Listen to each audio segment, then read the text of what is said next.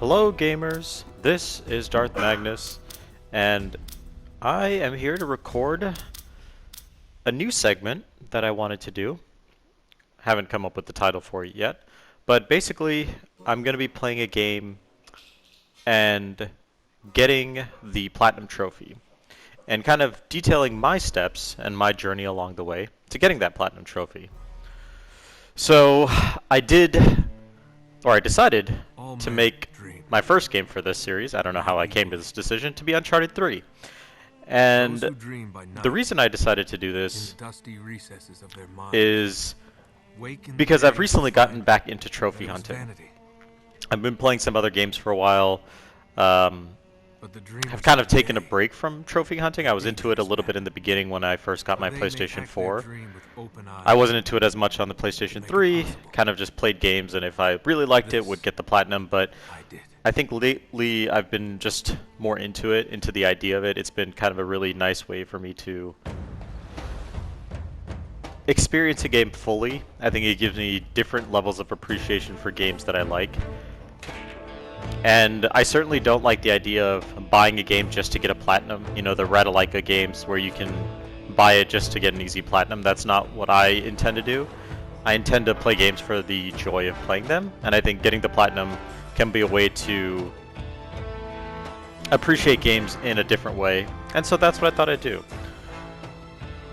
But I also thought what I could do with this is kind of not just do individual guides or individual clips on each individual trophy, but really just that long-form storytelling of how I got my Platinum Trophy, and offer a little bit of commentary along the way, give a little bit of tips, can't talk, maybe advice, a little bit of commentary, reflection on my feelings about the game. And yeah, so join me on this ride if you will. Nice warm welcome. They're both clean. So this first one that I decided to do was Uncharted 3, and part of it was because I played Uncharted 1 and Uncharted 2 on the remastered edition of the PS4, and I already got the Platinum trophies on that, so rather than trying to go through them again or open up a new PSN account and do all that jazz, I just figured, let's make Uncharted 3 the first one. And I think it's interesting when, you know, for a little bit of backstory on my relationship with this game, this was definitely one of my most anticipated games when it came out that year, because Uncharted 2 was the reason I really became a Sony fanboy. I know that sounds strange, but I was more of a Nintendo and Microsoft gamer. Those were the systems I tended to own more, and I never really had any Sony platform. You know, I never had a PlayStation 1 or PlayStation 2, and whatever games I played on that platform were in college in dorms when I borrowed my roommates or friends' PlayStations would play games. But I never really got into it. But Uncharted 2 was that first game that was so critically beloved, and for the first time people said, you know what, this is so damn good, you have to get a PlayStation 3 just for this game. And so I did, and I absolutely loved it. I think it still holds up.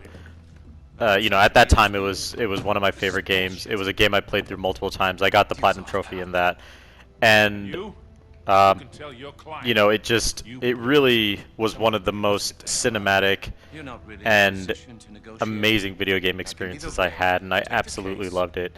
And as a result, I really was looking forward to Uncharted 3. I couldn't wait to see what they did next. I couldn't wait to go on that journey with Nathan and Victor and Elena and Chloe and all the cast of characters that I had become so attached to.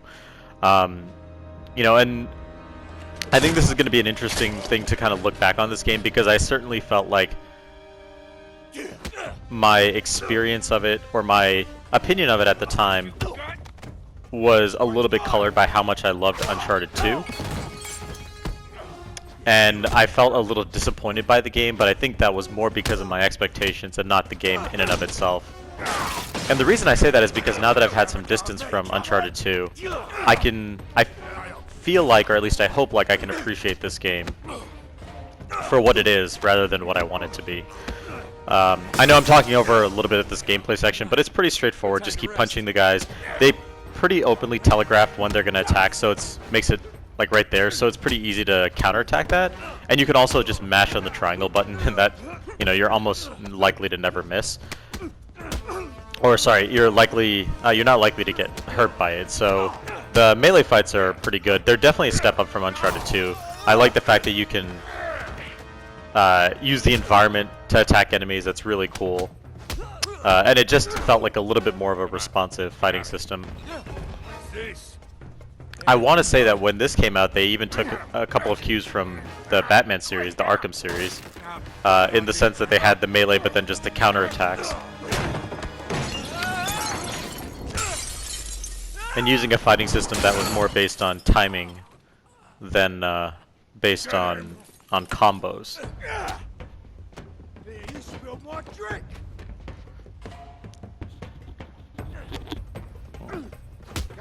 Sorry, drinking a little coffee here. Hope that doesn't affect the mic.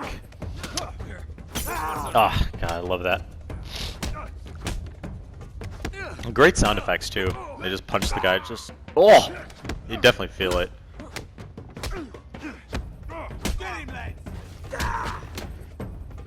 Wow.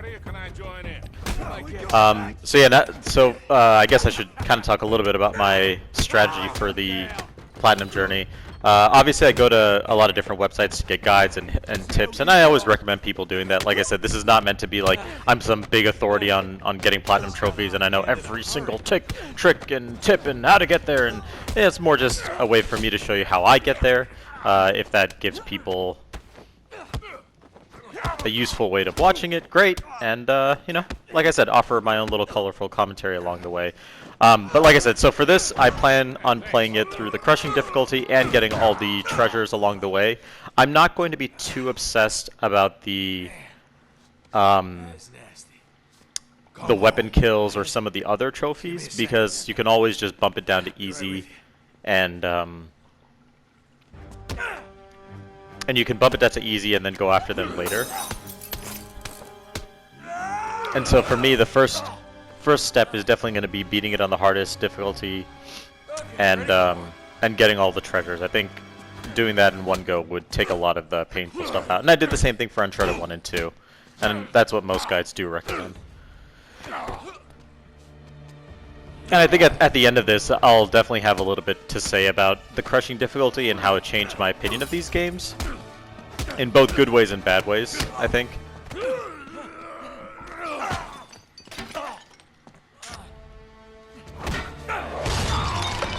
Ah, I love that. Alright, so right around here, you're going to get your first treasure. I'll try and put timestamps in the description of where to get them, but this is going to be your first treasure, and then there's going to be one more. And you should also get your first trophy for that. There you go. So there's your second treasure. There's 2 in this level. And then there's one more section of fighting to do here. And then after that, you're done. Now, if you want to, you can also get the trophy for beating 20 guys with melee combat. You can certainly do that if you want to, and you just basically replay the section and just restart the checkpoint. And that's kind of another way to do that if you'd like to. And I think I actually did that, where I started this game and played through a little bit of the first chapter, but then I stopped, and then came back when I decided to record it. So I actually ended up getting the trophy for that here. Typical bloody Yank. All talk. One of the things I will say, and I didn't really notice this before, I kind of assumed that, oh, graphically from 2 to 3 it wouldn't be that much of a step up, but I noticed that the graphics in 3 are much better than 2.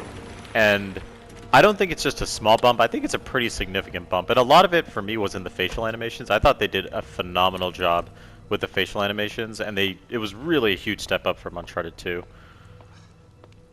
And I have to give them props for that. I think, again, I think one of the things I'm going to realize with this game is I'm going to appreciate it more this time around, because I just had such a love for Uncharted 2 and what it did. I think it really just colored my opinion of 3, where I wanted 3 to give me that same... Oh my god. I love that. Same cocky little shit. So fearless. Where... I wonder what you're really afraid of.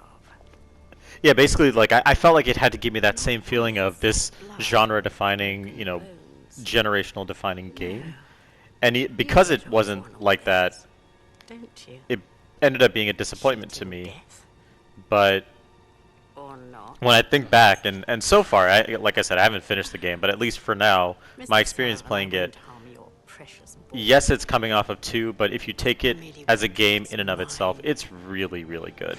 It's still a really good game. Cutter, Oh no. Oh. Shut up! you fool! Oh, you're bloody welcome, Your Majesty. Marlowe, we have to get you out of here. Oh, come on. They're a right pair of I think there are arseholes. definitely some things to criticize about this game, and I'll probably talk about it either in between or at the end, but I think one of them, for example, like Cutter here, is definitely a character I wish we could have seen more of. He has a great... He makes a really good impact for, even though he isn't there that long, and it's really unfortunate that you don't see him in the later half of the game. Although, definitely it being a Sully and Nathan Drake kind of experience is pretty awesome. So anyway, we reached the end of the first chapter. Thanks again for watching. And I'll see you guys in the next video. Hit that like button, hit that subscribe button. That's what all the YouTubers say, right? I guess I'll say the same thing. Alright guys, I will talk to you later.